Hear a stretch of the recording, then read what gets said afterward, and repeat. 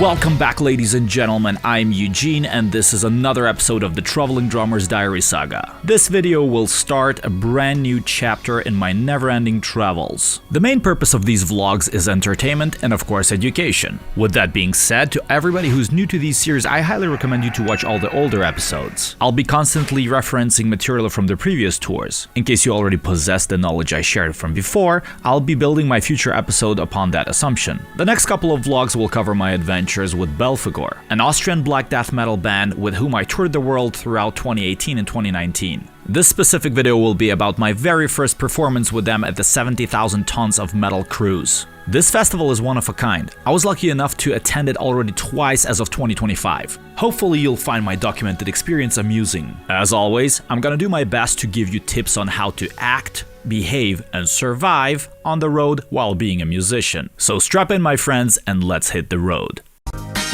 The cruise usually departs from Fort Lauderdale near Miami, Florida, United States of America. In 2018, the festival took place on Turks and Caicos Islands. In case you skipped geography class, this location is the heart of the Caribbean paradise, which means unlimited cocktails, bikini babes, and sunny sandy beaches. Or at least that's what I expected from my uneducated guess. The reason I stopped at this consecrated snowfield is to forge my brand new armor, which is going to be absolutely essential for me to endure the upcoming rituals. After intense rehearsals twice per day, yes, this was actually a thing, it was finally time to hit the airport and fly overseas.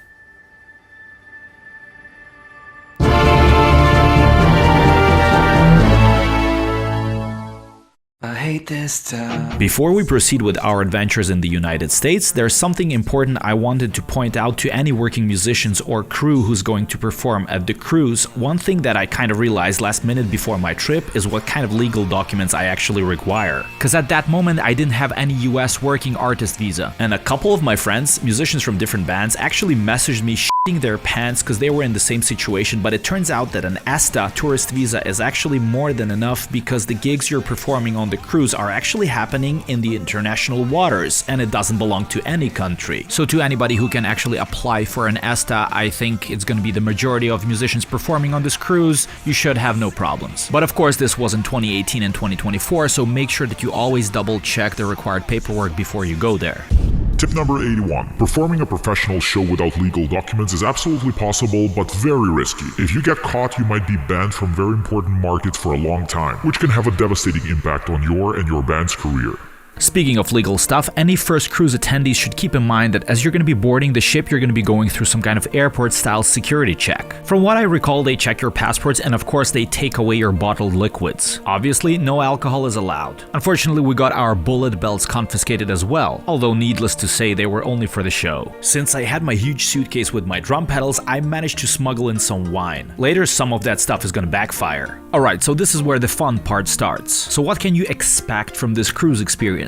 As I boarded the ship, I was greeted by the long-promised bikini babes and it was time for me to check into my room. I got a standard hotel-looking like room and I was lucky enough to have a balcony with gorgeous view. Obviously, sailing in the middle of nowhere, the cruise ship doesn't have internet unless you pay for it rich people's money. Not gonna lie, but I didn't mind a little bit of peace at all. Since this boat is f***ing huge, it's very easy to lose your band members. From what I recall, in 2024, there was some kind of a messenger that's available through the cruise ship app. This way you can easily get in touch with them in case of emergency, like playing the show. And yes, the cruise messenger doesn't cost money. As a performer, you're supposed to actually play twice in 4 days. There are 4 stages and you perform on a different one on different days, in order for all the fans to catch you, so to say. One thing that was completely random and sucked ass is the different stage time. I recall one time we played at like 4:30 in the morning. One of the pretty cool things about this cruise, in my opinion, is that the entire boat is like a big hotel backstage. All the fans and musicians bump into each other all the time. There's honestly not that much privacy. Personally, nobody harassed me or even gave a shit that I was walking around, so I guess my days of fame are still pretty far away. And of course, Eugene also had his personal idol rock stars roaming the corridors, so he's after stars, there's no escape! And there absolutely wasn't. I managed to hunt some of them down successfully. Some of them slightly intoxicated, but overall very friendly, with absolutely no hope to refuse a fan selfie. If I'm not mistaken, in 2018, all the food and non-alcoholic drinks were included in the ticket. They had one big-ass buffet at the back of the ship where I spent most of my time stuffing my face. In addition, they had a restaurant or two where you can actually sit down and order some decent stuff, but I recall I was not impressed by it at all. No to скромно, щось дуже скромно. Добре, що хоч на шару, на чесне слово, зато я б не платив. Коротше, написано, що то манго-кокосовий суп, по-настоящему це самий обичний манго-сок, навірно, якийсь садочок, який просто взяли, налили в тарілку, позначили лейблом суп. Холодний сок. The one slice per serving 24/7 pizza place was the only thing left when all hope is gone. Also some pay-to-eat sushi place that I never got to visit. The only place I did manage to review is this retro American style looking burger place. Ой, дюки, я вина випив. Ну ладно, пофіг. В общем, я заказав ванільний шейк. Вот, принесли мені, короче, крумплі. І, короче, і от кетчуп мені тут так от. Зараз, лиш би камеру не потеряти. Женя, ти вже один раз так потеряв камеру. Ця камера ще не проплачена на Амазоні, так що якщо ти її потеряєш, ти влетиш. Треба вернути. Отличный молочный коктейль. $5 не стоит, но вполне сносный. Окей, чуваки, A&M разок, раунд 2. Так як за $8 all you can eat, заказав chili cheese fries і якийсь Route 66 burger. Отличный милкшейк, $5 не стоит, я то вже казав. So after a carb-up cheat meal bonanza, one might consider burning off a couple of thousand calories. This can be done while surfing, doing some sober wall climbing, lifting some heavy circles in the gym, or doing some jogging on the pool deck running track, where I actually managed to do a half marathon in 2024 sailing not far from Cuba. Not that you really give a shit, but it's pretty sick. In the end, the most common form of cardio the majority of the cruise attendees will choose is going to be the pit. After all, music is what united all the sailors.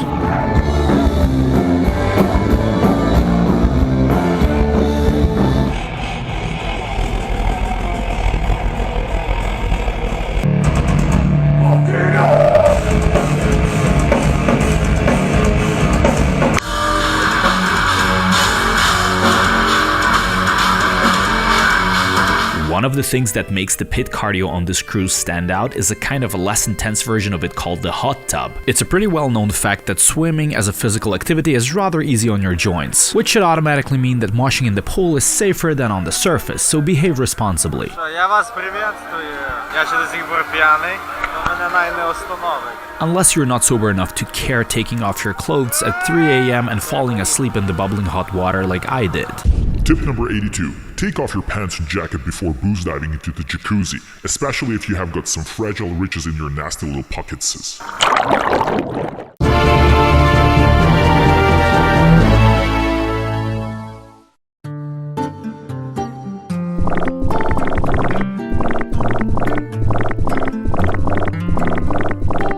Tip number 83. Remember kids, use protection, be responsible. On the third day of the trip, the cruise stops at the destination point. As I mentioned before, in our case it was Turks and Caicos Islands. The cruise is completely cashless and any payments can be done with a card you received before boarding. All the sailors get $50 credit on the aforementioned card, which I decided to blow on some island excursions.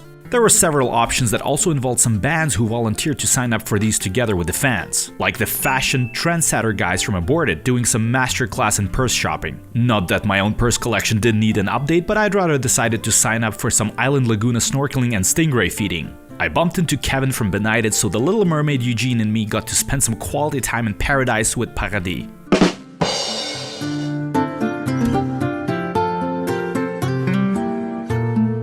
After exploring the ocean floor a bit, my rumbling stomach forced me to go on my dinner date with Ray, who turned out to be a rather greedy lady snatching all the fish from my plate. But just as for so many of us, the path to Ray's heart laid through her stomach. So after her appetite was satisfied, she graced me with sweet dessert of kiss on the lips, that followed by some weird and intimate but consensual massage. It was apparently some local thing couples did there, I guess. The more you travel, the more cultures you absorb, right? Ray never called me back after that, so I moved on, heartbroken. After some exploring, I actually slipped on the limestone cliffs and cut my back nastily just to numb the pain in my heart. I didn't let that ruin my mood though, enjoyed the rest of the day on the shore and later went back to the ship.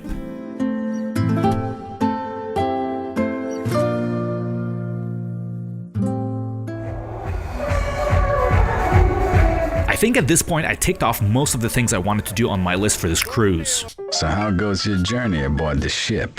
It seems pretty fun. Kokteilokat szürcsölgetve a tengerparton, mocskos szakszerűltek közt. You are indeed a strange man. Fizetett buli lesz. Kifizeti a bulinkat. Our employer. As dictated by the rituals, a good employee has to arbeit sometimes too. Therefore, a few words regarding the performance on the cruise. The setting is rather similar to any open-air festival I talked about in previous vlogs. You set up your kit 1 or 2 bands before your time slot, have a chill 1-hour changeover or so, and rock on. One thing that is absolutely unique to this experience, of course, is the moving stage, or I should say, rocking boat. The 70K's ship height is equivalent to a roughly 15-story building or so, with the pole deck located all the way on the top. Somehow I never considered this to be an issue, but playing drums on this Jenga tower stage was more unstable than my mental health without gym. Additionally, the wind at 4 in the morning on the pool deck is nothing short of a storm. Fast forward to 2024, when I played the cruise the second time, I witnessed a few bands being just tossed around by the wind on that stage. One of the solutions the local techs provide is to sandbag your kit Sabaton style to stabilize it. Basically, you just try to make it as heavy as you can. So I had the bright idea to use a big-ass heavy pearl rack with all the available totally unnecessary and otherwise unused parts. The additional hardware made my kit an immovable fortress. All the extra felts I could find for the cymbals prevented them from wobbling around too much. Tightening the screws killed the cymbal sound, of course, but boosted their wind resistance. Tip number 84. While playing on the pool deck, any additional weight you can use to stabilize stands and cymbals should be utilized to its fullest as a precaution. I personally loved every second of this cruise trip. As the first gig with the band, this couldn't have been a better start. I've met some people in person who couldn't stand it for multiple reasons. Tight spaces, too much crowd, seasickness, constant partying, but then I guess touring in general is not for them either. Good or bad experience, as a metal musician, if you have the chance to do this cruise, I promise you won't regret it.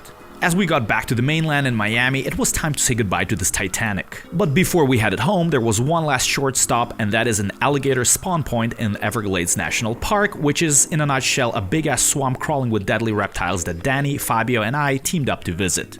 The main chunk of this excursion was, guess what? Another boat trip. As if we didn't have enough sailing already, maiale. This thing here is alarmingly low.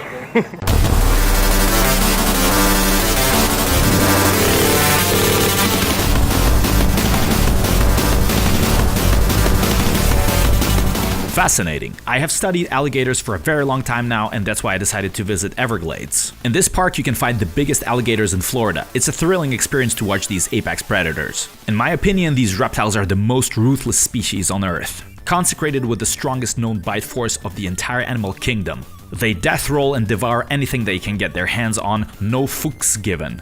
Riposte.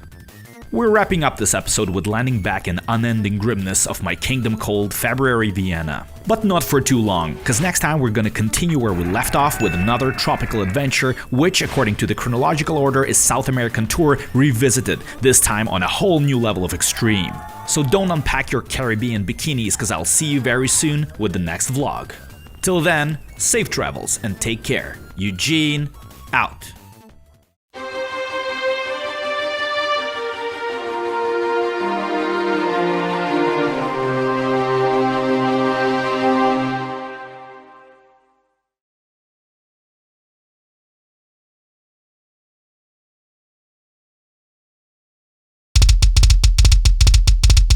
Impressed by this precision? Me too. This is all achievable thanks to the Foot Blaster triggers. Make sure that you head to footblaster.com and use the code Eugene in order to get a discount for your next Foot Blaster trigger purchase. Kokteilokat szürcsölgetve a tengerparton, mocskos szakszerűltek közt. Fizetett buli lesz. Kifizeti a bulinkat.